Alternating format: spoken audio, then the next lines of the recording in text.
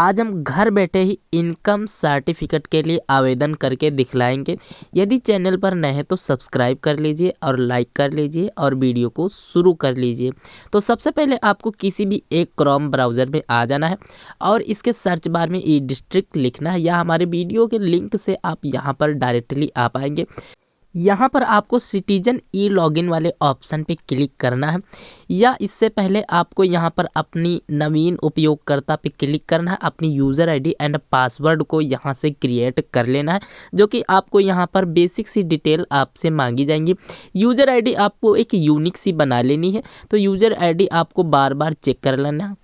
तो इसके बाद में आपको यहाँ पर अपनी यूज़र आईडी एंड जो आपने पासवर्ड को बनाया है वो आप यहाँ पर डालेंगे। फर्स्ट टाइम आपको ओटीपी ही अपना पासवर्ड को डालना है।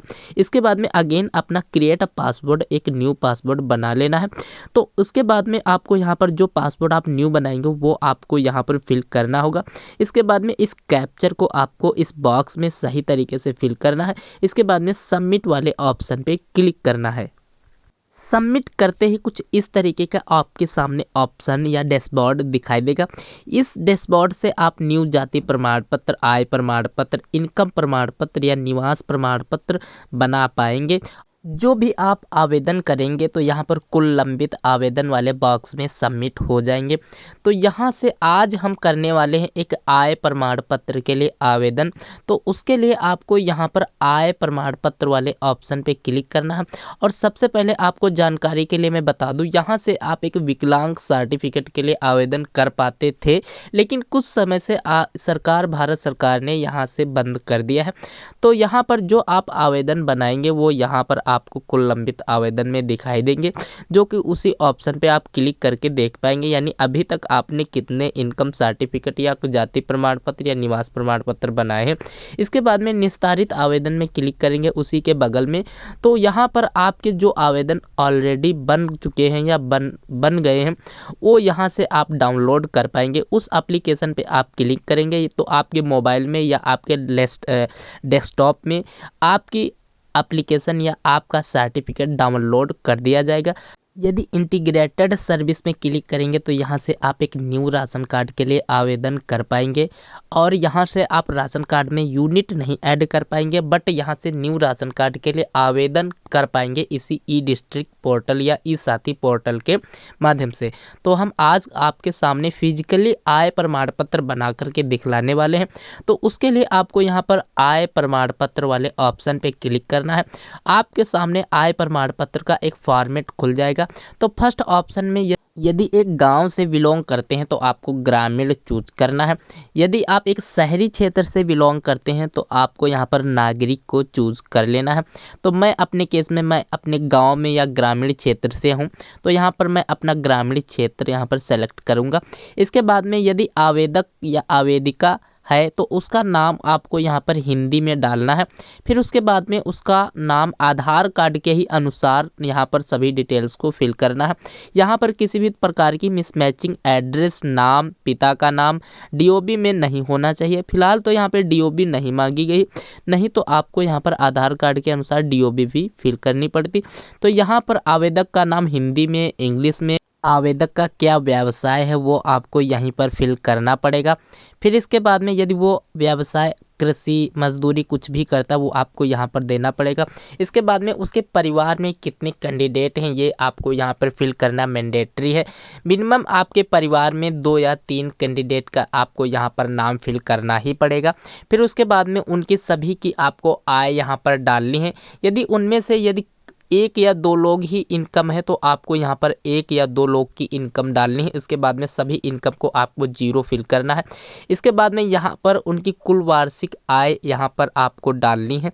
इसके बाद में यहाँ पर नीचे आना है। यहाँ पर पूछा जा रहा है कि यदि इससे पहले आपका आय प्रमाण पत्र जारी हुआ है तो उसकी यहाँ पर आवेदन संख्या या उसकी प्रमाण पत्र संख्या आपको यहाँ पर फिल करनी पड़ेगी।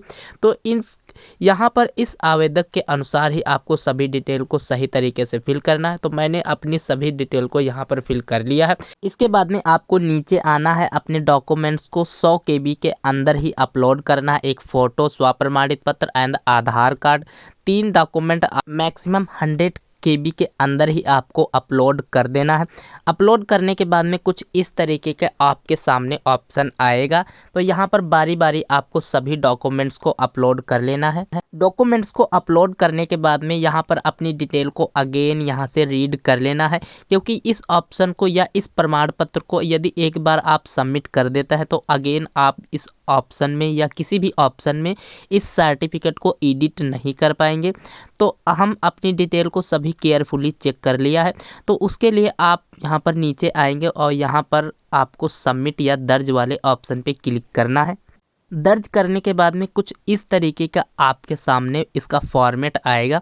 तो हमारी एक एप्लीकेशन यहाँ से जनरेट हो करके आ गई है। इस एप्लीकेशन को आप प्रिंट करके रख सकते हैं या इसको आप लिख करके इस एप्लीकेशन को कहीं पर भी नोट करके रख सकते हैं।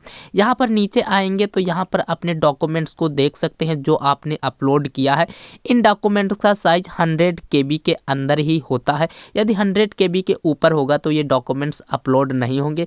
इस डॉक्यूमेंट में आपको एक स्वप्रमाणित पत्र भी अपलोड करना होता है, जो आप ई डिस्ट्रिक्ट के पोर्टल से ही मेन मेनू पेज से ही डाउनलोड कर पाएंगे। तो इसके बाद में आपको यहाँ पर 15 रुपये की फ़ीस कटवानी पड़ती है। तो 15 रुपये की फ़ीस आप यहीं से कटवा पाएंगे। इस प्रोसीड फॉर पेमेंट पे क्लिक करेंगे तो आपके सामने यहाँ पर पेमेंट करने के सभी मोड दिखाई देंगे। तो हम यहाँ पर QR को स्कैन करेंगे, तो QR वाले ऑप्शन पे क्लिक करेंगे। इसके बाद में आप यहाँ पर गूगल पे या फ़ोन पे किसी भी UPI माध्यम से इस QR कोड को स्कैन करने के बाद में 15 रुपये का पेमेंट डन करवा सकते हैं। पेमेंट अपने अकाउंट से कटवाने के बाद में इस पोर्टल में किसी भी प्रकार की रिफ्रेशिंग नहीं करनी है।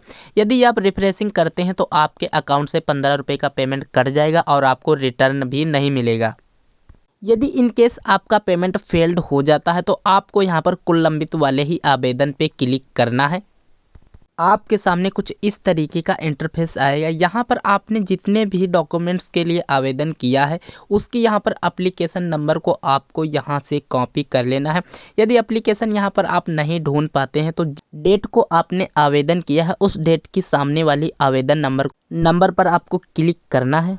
आपके सामने कुछ इस तरीके का इंटरफेस आएगा। यहाँ पर अगेन आपको प्रोसीड विथ पेमेंट वाले ऑप्शन पे क्लिक करना है। इसके बाद में पेमेंट मोड आपको यहाँ पर QR ही चूज़ कर लेना है। इसके बाद में अगेन आप यहाँ पर 15 रुपये का पेमेंट कटवाएंगे अपने आप से ही। इसके पेमेंट सक्सेसफुली कट जाने के बाद में पेज रिफ्रेशिंग हो जाने के बाद में ट्रांजैक्शन ID आपके सामने आ जाएगी। इसको सुरक्षित करे वाले ऑप्शन पे क्लिक करना है। इसके बाद में इस स्लिप को डाउनलोड अपने PC में या फ़ोन में कर लेना है। इसके बाद में होम पेज पर अगेन आपको आना है। इसके बाद में अगेन कुल लंबित वाले आवेदन पे जाना है। इसके बाद में जो आपने आवेदन किया है उसके सामने आपको यहाँ पर आवेदन आपका तहसील लेवल पर सेंड कर दिया गया है, जो कि आपका आवेदन 5 या 7 दिनों के अंदर ही यहाँ पर बन करके रेडी हो जाएगा। अगेन आपको होम पेज पर आ जाना है, निस्तारित आवेदन पे क्लिक करना है। इसके बाद में यहाँ पर इनकम पे क्लिक करना है। इसके बाद में जो सर्टिफिकेट आपके बन के रेडी हो जाएंगे उस आवेदन नंबर पे आपको क्लिक कर देना है। आपके फ़ोन या आपके PC में आवेदन को डाउनलोड कर दिया जाएगा या उसी वहाँ से आप अपना आवेदन को प्रिंट कर पाएंगे। तो ये था फुल प्रोसेस एक इनकम सर्टिफिकेट के लिए घर बैठे आवेदन करने का। Thank you for watching video.